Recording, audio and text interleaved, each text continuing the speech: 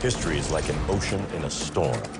The truth lost somewhere beneath the roaring surf. The only way to find it is to dive in. Investigate every angle with history's greatest mysteries. Only on the History Channel. Daniela, stop away. Why are you asking me? Look me mo hekta. Apa na nakamatsan na bastingin sa Losel? Iplato ko sa bastingin sa Losel, ha? Why na ulo klopay ni mo kata misfortune do mami do me? You just let him hector or kill him. Oh, Pablo, you! Ah, how dare you! Ouch! Ouch! Stop it! You don't deserve to pay this man. You have a right to make it yourself. Maga?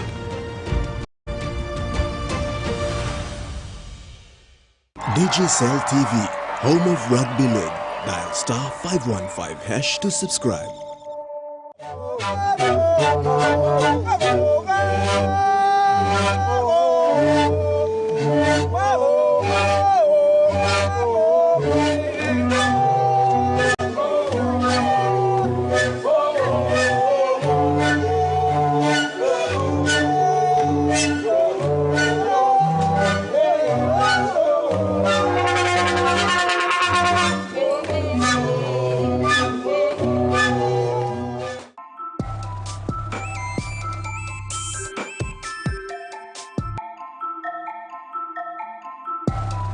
January 10 and maintain order. The security forces have been successful in not only urging citizens to return the unlawfully taken items but have also executed operations to recover looted goods. The joint security forces have also maintained a strong police presence throughout NCD and central provinces.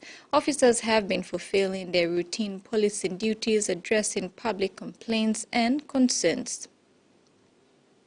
Prime Minister James Marape, in response to the unrest last Wednesday, has revealed that a cabinet reshuffle is imminent this week and key departments under scrutiny. Prime Minister James Marape issued a media statement Sunday evening, said the issues concerning the economy and the functionality of key state agencies, including Treasury, Finance and Planning, have been heard loud and clear, adding that central agencies of the government, along with supporting departments, will be examined. Meantime, Prime Minister Marape will engage with members of the Port Moresby business community this week to address the aftermath of the riots, arson and looting. He will meet with business houses affected by the events of last Wednesday. The discussions will focus on ways to assist them in recovering from the arson and looting of their businesses. He acknowledged the state of emergencies enforcement under Acting Police Commissioner and the ongoing administrative investigations led by Chief Secretary Ivan Pomaleo regarding the payroll issue that contributed to the chaos in Port Moresby. PM Marape says the government will collaborate with National Capital District Commission to ensure the recovery and resurgence of the capital city. Susan Oreape, TVWan News. The Minister for Information and Communications Technology, Timothy Masio, has warned that the Department of ICT is monitoring all social media platforms to verify the recent unrest in the city.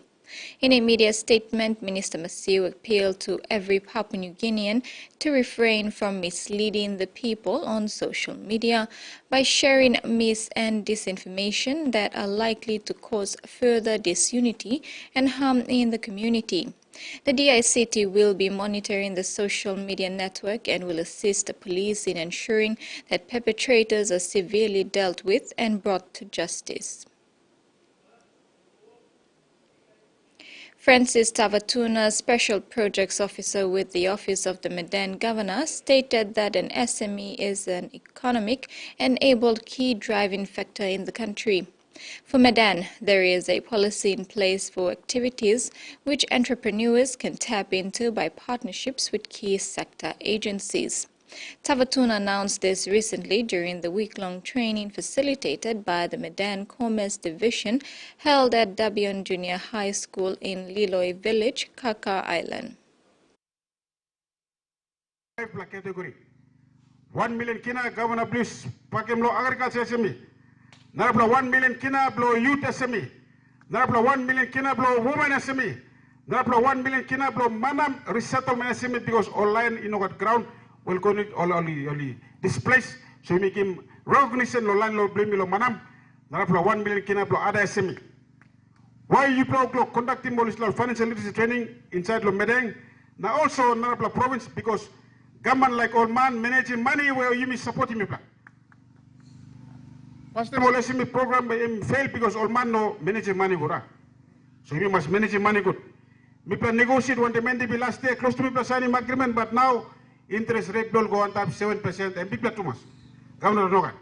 Mipla come back and now Mipla negotiate when them my bank tomorrow. My bank interest rate will 2% per month.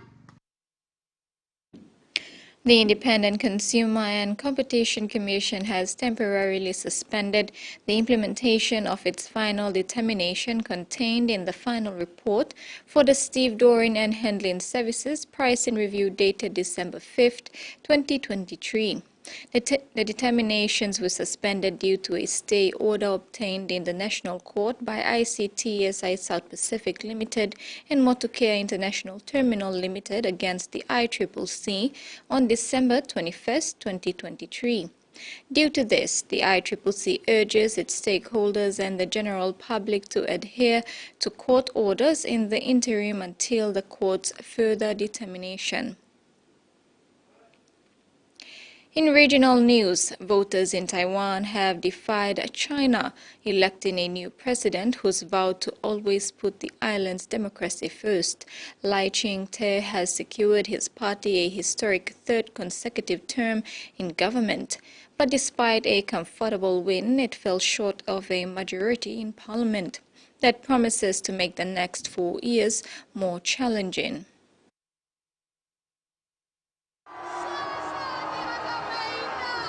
Under a sea of confetti, Taiwan celebrates its new president. The Vice President Lai Ching-te voted into the top job as the small island democracy has its say. I'm so proud of my country. We choose the right path, the people choose the right path. Taiwanese people are still willing to stand up and use our votes to support and defend our democracy.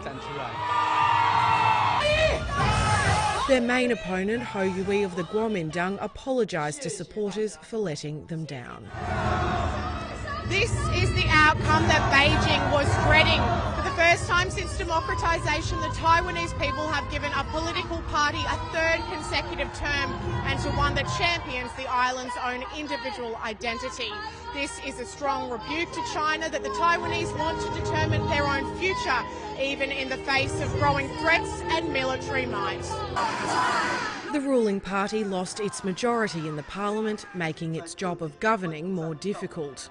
At home, it'll have to address growing discontent among young people over housing prices and cost of living pressures.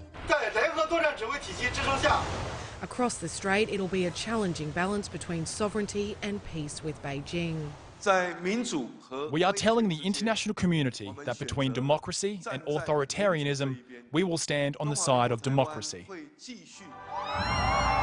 That's a fight that looks set to only get harder.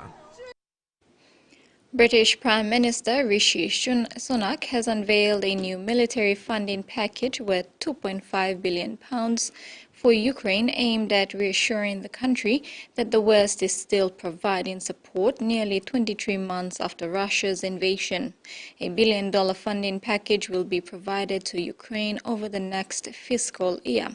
Sunak says the UK is determined to stand with Ukraine. The UK aid is the biggest single package from any nation for drones, Mr. Sunak says. It comes at a time when other financial aid from the US and Europe is tied up by political wrangling. Ukrainian officials welcome the UK announcement. Almost $200 million will be spent on new efforts to stop illegal tobacco and vapes from entering the country. It's part of a broader push to crack down on the illicit industry, particularly where it targets young people. Authorities fear it's being driven by organized crime and bikie gangs and fueling a dangerous turf war.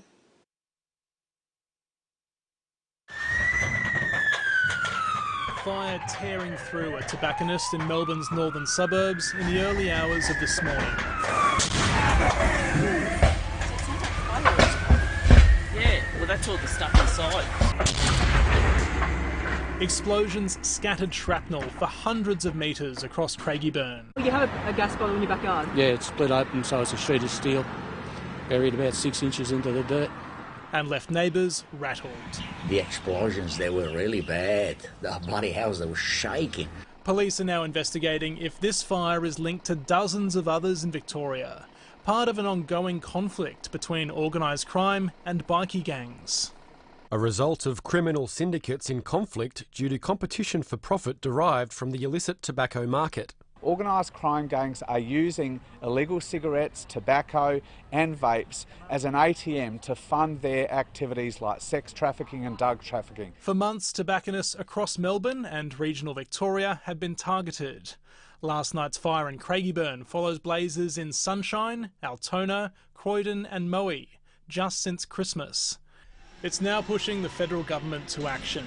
It's launching a new $190 million crackdown on illegal tobacco and vapes nationwide. This will be an end-to-end crackdown to do all that we can to shut down this illegal trafficking at its source before these illegal cigarettes reach Australia's border in the first place. Trying to push them out of tobacconists, where vapes in particular are often sold to young people, and cut off a revenue stream for organised crime. The government's taken their foot off the pedal, and you've allowed over the course of the last 18 months for these organised crime groups to really take hold. A public health problem taking a dangerous turn. And in sports, President of the PNG Rugby Union, Paul Sibi, wrote to Prime Minister James Marape announcing the signing of Joanna Butler with the ACT Brumbies in Australia. Siwi said he requested from the Prime Minister and the national government to support PNG Rugby Union establish better competitions throughout the country for men and women. Siwi said PNG BRU's request includes commercializing the sport so that the competition is similar to that of the Digicel ExxonMobil Cup. The Prime Minister has urged the PNG-RU Union to invest in its junior development pathways and develop rugby in the country. Ben Jeffries, head coach of the PNG National Women's Rugby League team, the Orchids, has been appointed head coach of Newcastle Knights women's team in the Women's NRL. Jeffries has transformed the PNG Orchids in his tenure since joining the team prior to the 2021 Rugby League World Cup. Jeffries steered the Orchids to its first ever semi-finals in 2021 since participating in the Rugby League World Cup. The profile he has built while being the PNG Orchids head coach landed him a head coaching role of the Newcastle Knights women's team. The Knights women's team won the 2023 Women's NRL Premiership title after edging out Gold Coast Titans 24-18. It will be another exciting opportunity for the PNG Orchids coach to lead the Knights women in defending its title for the 2024 NRLW season. That's all for this news update. Bye for now.